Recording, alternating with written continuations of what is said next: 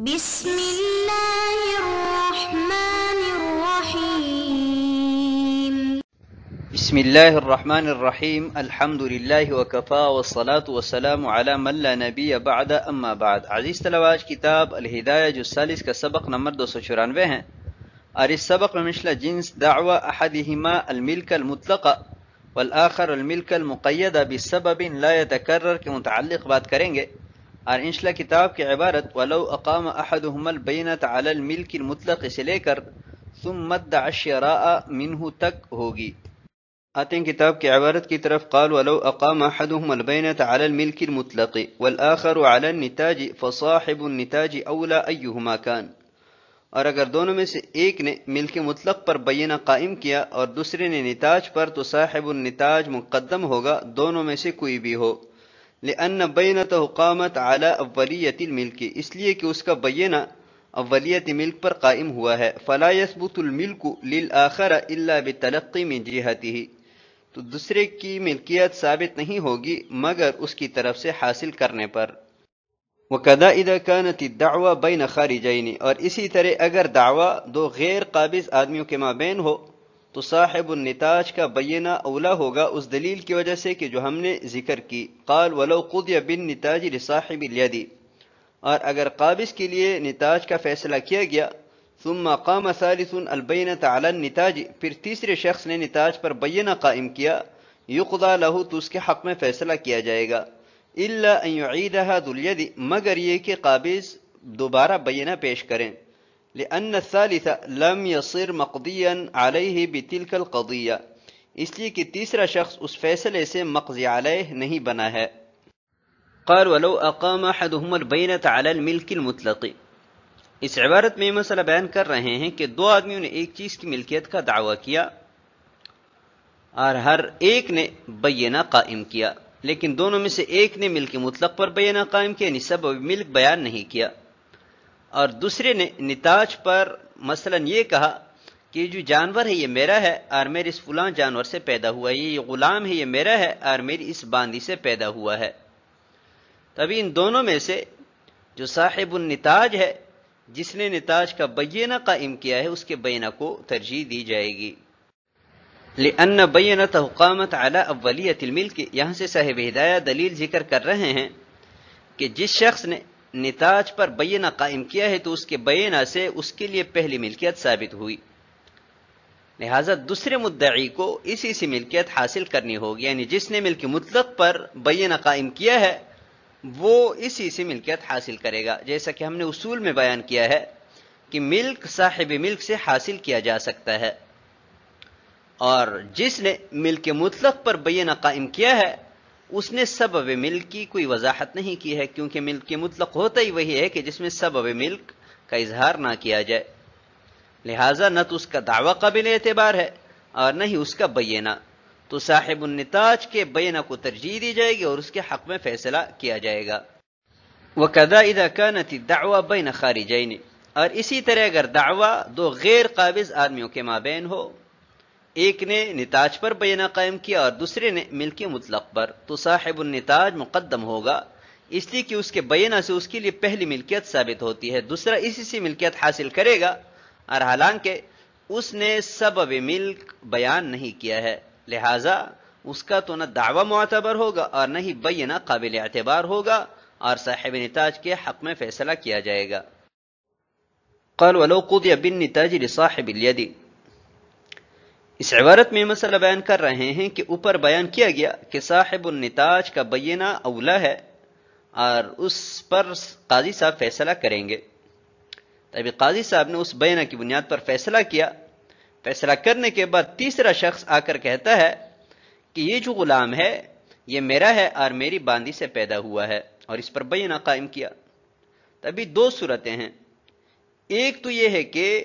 صاحبیت دوبارہ اپنے بینہ کو دہرائیں، اگر دہرا دیا تو اس کی ملکیت برقرار رہے گی، تیسرے شخص کے حق میں فیصلہ نہیں ہوگا، اور اگر اپنے بینہ کو وہ نہ دہرا سکا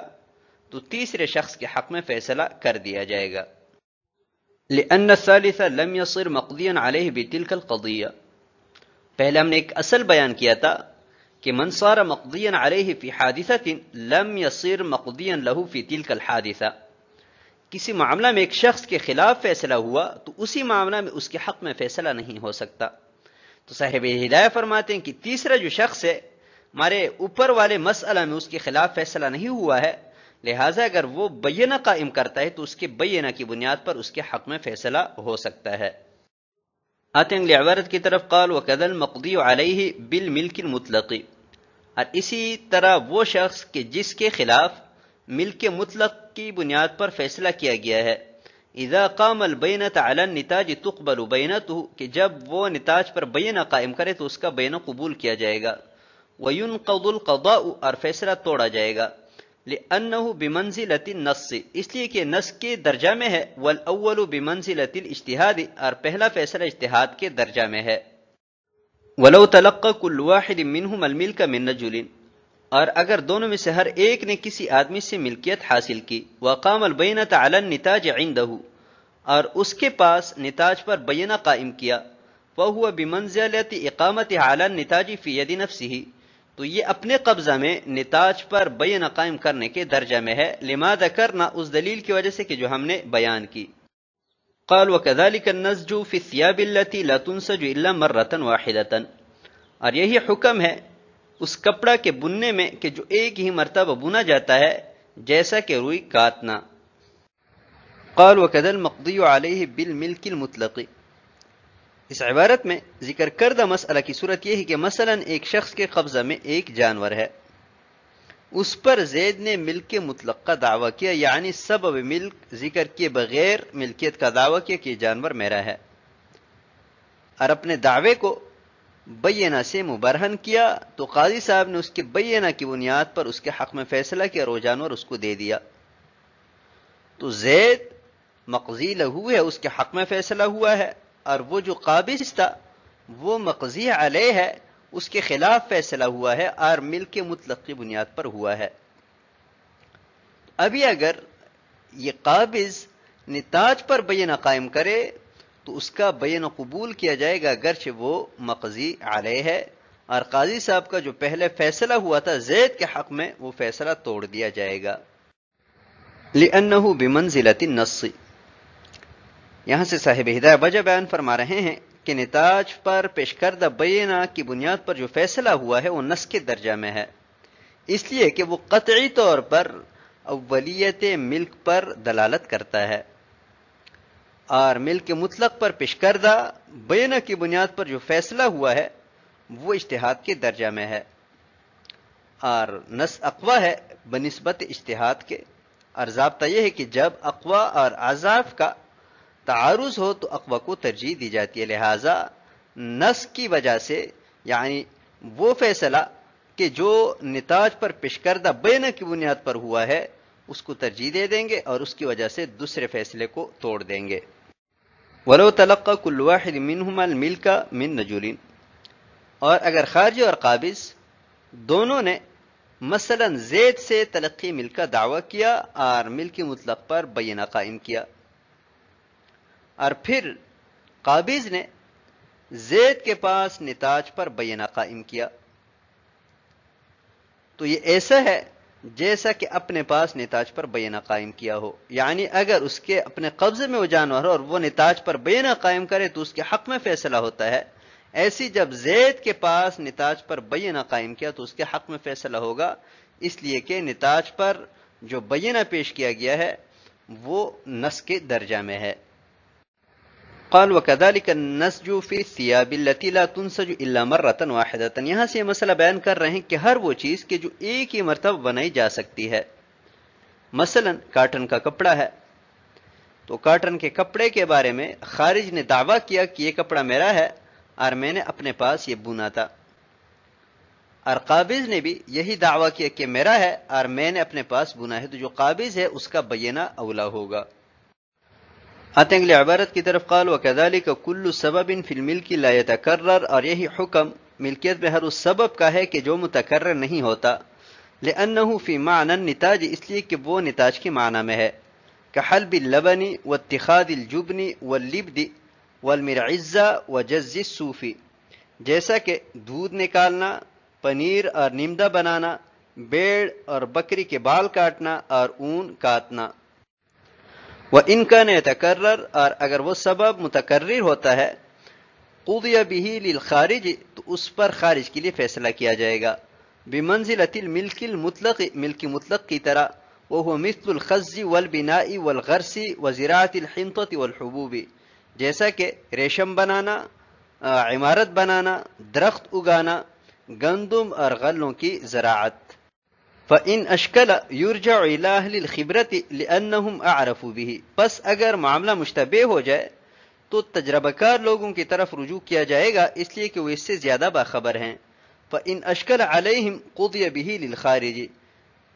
پھر اگر ان پر بھی معاملہ مشتبہ ہوا تو خارج کے لیے فیصلہ کیا جائے گا، لِأَنَّ الْقَضَاءَ بِبَيِّنَتِهِ هُوَ الْأَصْلُ، اس لیے کہ اس کے بینہ پر فیصلہ کرنا ہی اصل ہے۔ وَالْعُدُولُ عَنْهُ بِخَبَرِ النِّتَاجِ، اور نتاج کی خبر کی بنیاد پر اس سے عدول کیا جاتا ہے۔ فَإِذَا لَمْ يُعْلَمْ، پس جب معلوم نہ ہو، يُرْجَعُ إِلَى الْأَصْلِ، تو اصل کی طرف رجوع کیا جائے گا۔ قال وَكَذَلِكَ كُلُّ سَبَبٍ فِي الْمِلْكِ لَا يَتَكَرَّرُ، یہاں سے ایک ضابطے کی طرف اشارہ ہے کہ ہر ایسا سبب ملک کے جس میں تکرار نہ ہو تو وہ نتاج کے معنی میں ہے، جیسا کہ دودھ نکالنا، پنیر بنانا، بسترا بنانا، اور اسی طرح بیڑ اور بکری کے بال کاٹنا یا اون کاٹنا، تو ایک وقت میں ایک ہی مرتبہ یہ ممکن ہے۔ تو اگر ان کا دعویٰ ہو تو یہ بھی نتاج کے حکم میں ہے، جیسے نتاج کی صورت میں قابض کے بینہ پر فیصلہ کیا جاتا ہے، ایسی ان چیزوں کی صورت میں بھی قابض کے بینہ پر فیصلہ کیا جائے گا۔ وَإِنْ كَانَ يَتَكَرَّرُ، اور اگر سبب ملک ایسا ہے کہ جو متکرر ہوتا ہے تو اس صورت میں خارج کے بینہ پر فیصلہ کیا جائے گا، جیسا کہ ملک مطلق کی صورت میں۔ اور اس کی مثال جیسے کہ ریشم بنانا، عمارت بنانا، درخت اگانا، یا گندم اور دیگر اناج وغیرہ کی زراعت، تو ان میں چونکہ تکرار ممکن ہے، اس وجہ سے اگر یہاں پر اختلاف ہو تو خارج کے بینہ کو ترجیح دی جائے گی۔ فَإِنْ أَشْكَلَ يُرْجَعُ إِلَىٰ أَهْلِ الْخِبْرَةِ، ایک ضابطہ تو بیان کر دیا گیا کہ وہ اسباب ملک کہ جو متکرر ہوتے ہیں وہ ملک مطلق کے حکم میں ہوتے ہیں، یعنی اس صورت میں اگر اختلاف ہو جائے تو خارج کے بینہ کو ترجیح دی جاتی ہے، اور جو اسباب ملک متکرر نہیں ہوتے تو وہ نتاج کے معنی میں ہے، یعنی اگر ان اسباب میں اختلاف ہو جائے تو جو قابض ہوتا ہے اس کے بینہ کو ترجیح دی جاتی، اس کے حق میں فیصلہ ہوتا ہے۔ لیکن مسئلہ یہ ہے کہ ہمیں یہ معلوم نہیں ہے کہ یہ سبب متکرر ہوتا ہے کہ نہیں ہوتا، تو ابھی کیا کریں گے؟ صاحب ہدایہ فرماتے ہیں کہ جو تجربہ کار لوگ ہیں، اس فن کے ماہر ہیں، ان کی طرف رجوع کیا جائے گا، اس لیے کہ وہ ان معاملات کو بہتر سمجھتے ہیں۔ فَإِنْ أَشْكَلَ عَلَيْهِمْ، اور اگر اس سے بڑھ کر مصیبت سر پڑے کہ ان کو بھی پتہ نہ ہو کہ یہ سبب متکرر ہوتا ہے کہ نہیں ہوتا، تو صاحب ہدایہ فرماتے ہیں کہ پریشان ہونے کی ضرورت نہیں ہے، خارج کے بینہ پر فیصلہ کر دیا جائے گا، اس لیے کہ اصل یہی ہے کہ اس کے بینہ پر فیصلہ ہو۔ لیکن جس سے عدول کیا جاتا ہے وہ نتاج کی خبر کی بنیاد پر کیا جاتا ہے، تو جب وہ معلوم نہیں ہے تو اصل کی طرف رجوع ہوگا، اور اصل یہ ہے کہ خارج کے بینہ پر فیصلہ کیا جائے۔ آتے ہیں اگلی عبارت کی طرف۔ قال وَإِنْ أَقَامَ الْخَارِجُ الْبَيِّنَةَ عَلَى الْمِلْكِ الْمُطْلَقِ وَصَاحِبُ الْيَدِ الْبَيِّنَةَ عَلَى الشِّرَاءِ مِنْهُ كَانَ صَاحِبُ الْيَدِ أَوْلَى، اور اگر غیر قابض نے ملک مطلق پر بینہ قائم کیا اور قابض نے اس سے خریدنے پر بینہ قائم کیا تو قابض اولا ہوگا، لِأَنَّ الْأَوَّلَ إِنْ كَانَ يَدَّعِي أَوَّلِيَّةَ الْمِلْكِ، اس لیے کہ پہلا اگرچہ اولیت ملک کا دعویٰ کر رہا ہے، فَهَذَا تَلَقَّى مِنْهُ، لیکن دوسرے نے اس سے ملکیت حاصل کی ہے، وَفِي هَذَا لَا تَنَافِيَ، اور اس میں کوئی منافات نہیں ہے، فَصَارَ كَمَا إِذَا قَرَّ بِالْمِلْكِ لَهُ، تو ایسا ہو گویا کہ اس نے اس کے لیے ملکیت کا اقرار کیا، ثُمَّ ادَّعَى الشِّرَاءَ مِنْهُ، پھر اس سے خریدنے کا دعویٰ کیا۔ قال وَإِنْ أَقَامَ الْخَارِجُ الْبَيِّنَةَ عَلَى الْمِلْكِ الْمُطْلَقِ، اس متن میں ذکر کردہ مسئلہ یہ ہے کہ مثلا زید غیر قابض ہے، اس نے کسی گاڑی پر ملک مطلق کا دعویٰ کیا، یعنی سبب ملک ذکر نہیں کیا کہ میں نے خریدی ہے یا ہبہ کی گئی ہے یا وراثت میں ملی ہے، اور اپنے ملک مطلق پر بینہ قائم کیا، اور جس کے قبضہ میں ہے اس نے اس بات پر بینہ قائم کیا کہ یہ گاڑی تو میں نے زید ہی سے خریدی ہے، ابھی جو قابض ہے اس کا بینہ اولا ہوگا، اس کے حق میں فیصلہ ہوگا اور گاڑی اسی کے پاس چھوڑی جائے گی۔